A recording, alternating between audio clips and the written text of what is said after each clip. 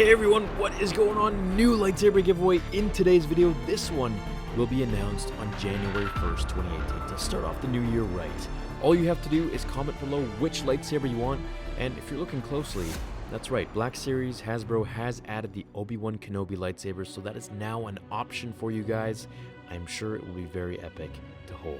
Drop a like on this video if you did enjoy it at the end, and be sure to check out the social media links below for the winner announced on the 25th from the last lightsaber giveaway and on the 1st. With all that out of the way, let's get to today's video.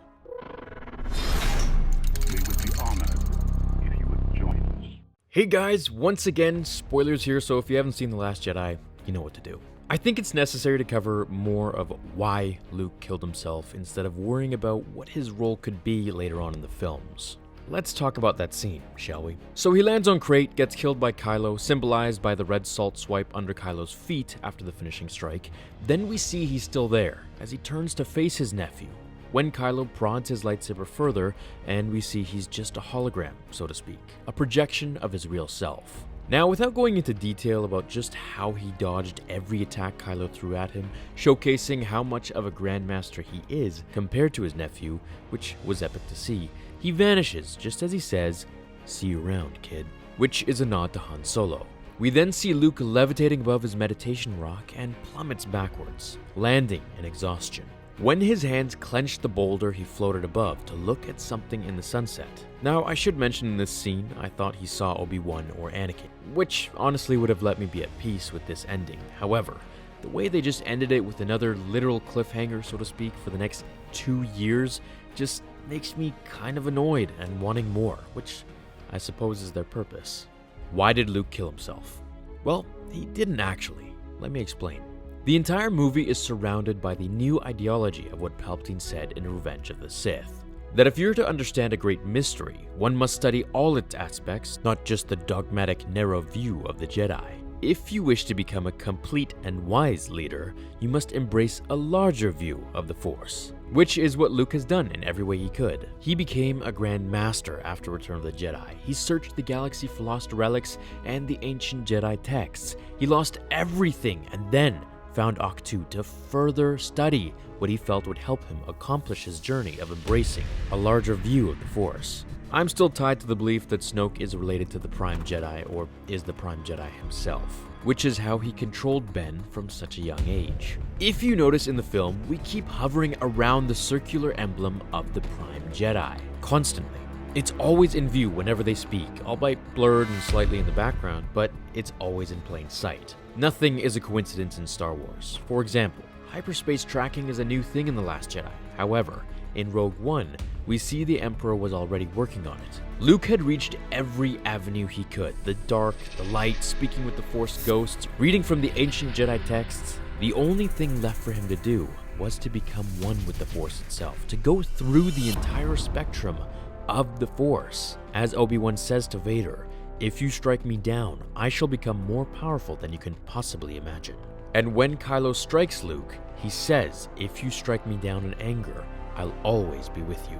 Luke hasn't gone anywhere, and for our sake, he's still going to be in the films. I mean, can you guys imagine the amount of rage and backlash Disney would receive if they finished the entire Skywalker saga of 9 films without putting Luke in the film once? Yoda returned in this film, and what did we see?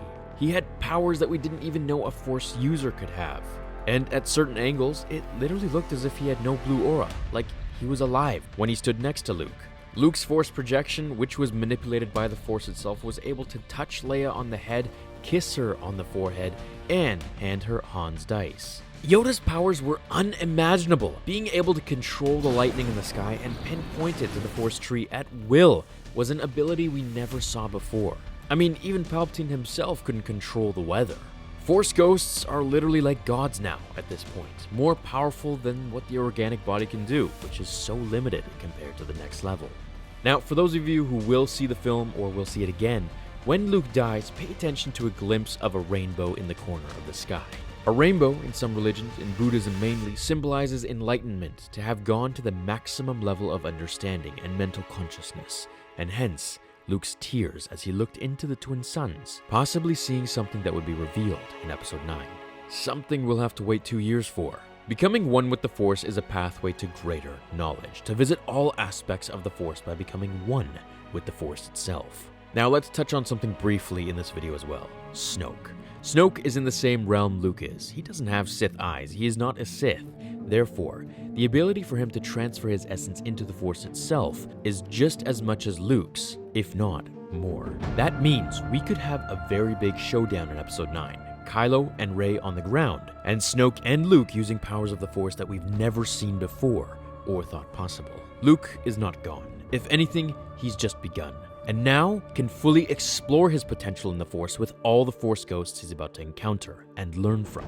Remember, he's reached his peak limit as a mortal being in the flesh, but he has only just begun his first steps into the next stage. This is where things really begin to get crazy, just as they did for Yoda's powers in this film. I mean, he was able to control physical matter in the film and prevent Luke from going into the tree itself. He literally force-pushed Luke out of the tree. The laws have been changed on us, and I know this is a big transition period for all of us. It is so much bigger than what we thought. That said, I do wish that we saw Luke fight someone with his green lightsaber. However, I am hopeful and almost sure that we'll see something that we want in Episode 9. The script and story for the film has already been written and now sent into Lucasfilm for review, and apparently it's a Star Wars fan's dream, so they say. But hey, who knows at this point? They could give us something that we will hate. Hopefully they'll give us something that we want. If they think the fans have given them backlash now for The Last Jedi, just imagine if they fail the final episode of the saga. I'm sure we won't be happy. What did you all think about The Last Jedi? Was it something that you were expecting? For me, it had some ups and downs, and mainly it left a lot of things that I hoped would have been answered to be continued for Episode 9, which is another 2 years away. That means we now have 4 years of waiting, if you think about it. We were told a long time ago that Episode 8 won't reveal anything about Snoke, but the end of Episode 9 will reveal everything, taking us into the next trilogy of films, which I assume will be about the unknown regions, or have something to do with it all. Thank you for watching, everyone. I hope you're having an awesome day today, and I will see you all in the next episode of Star Wars Theory. Until then, my fellow Jedi and Sith friends, remember, The Force will be with you. Always.